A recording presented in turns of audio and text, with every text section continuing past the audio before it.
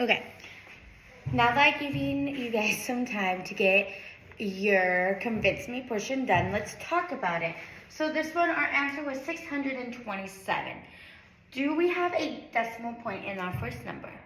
No, we do not. Do we have a decimal point in our second number? No, we do not. So where do you think our decimal point is going to be at if we don't have one anywhere in these numbers? Yes, it's going to be right at the end of the number. Perfect. Kiss your brains. Okay, next one. Ooh, this one is 33 hundredths times 19. Well, crazy, right? We had to do what to this decimal? We had to kick her out, right? So we kicked her out 1, 2. We kicked her out twice, right?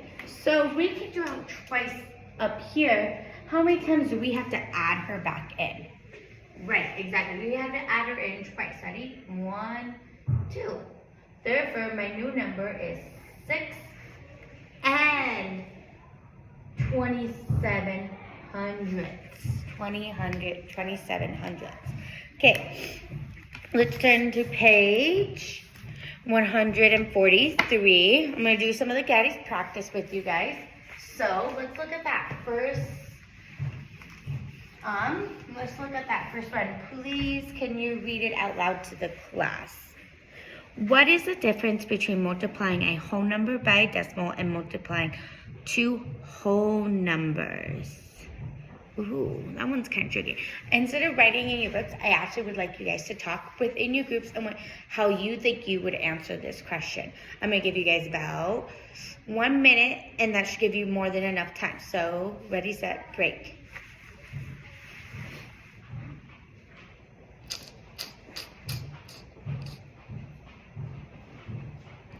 So, now that we come back together, what is the difference between multiplying a whole number by a decimal and multiplying by two whole numbers? Let's call on you guys. What did you guys come up with? Okay, yes, when you do multiply two whole numbers, you don't get a decimal answer. I love that.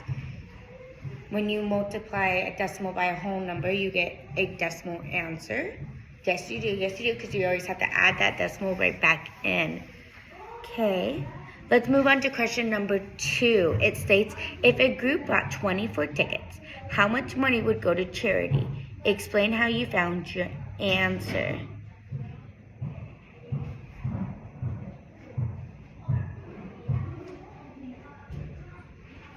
Well, that one's kind of tricky because we don't have any. Oh, there we go. Let's look on the other page.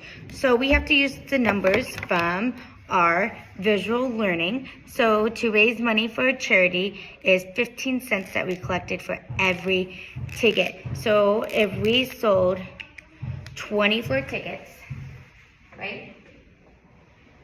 We sold 24 tickets. Each ticket costs how much?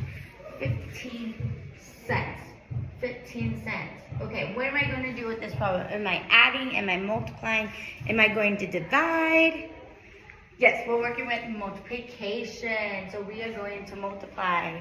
The first step always is, what do? We kick out this decimal. 1, 2, kick her out twice. So let's just erase that decimal so it's not in our way anymore.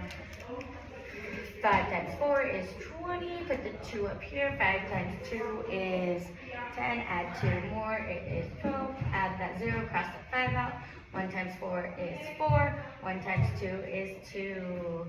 And we add 0, 4, 2. Oh, not 4. LOL, that's silly. I think I passed them. 4 and 6. So with that being said, our answer is 360. But am I done yet? Am I done yet? No, I am not done yet. Where do we always turn our stuff in? Thank you. We're not done yet, right? So we have to do what? Add this decimal back in. Ready? 1, 2. Therefore, I have 360 cents. Ooh, I'm forgetting an important symbol that we always add when we get done with word problems.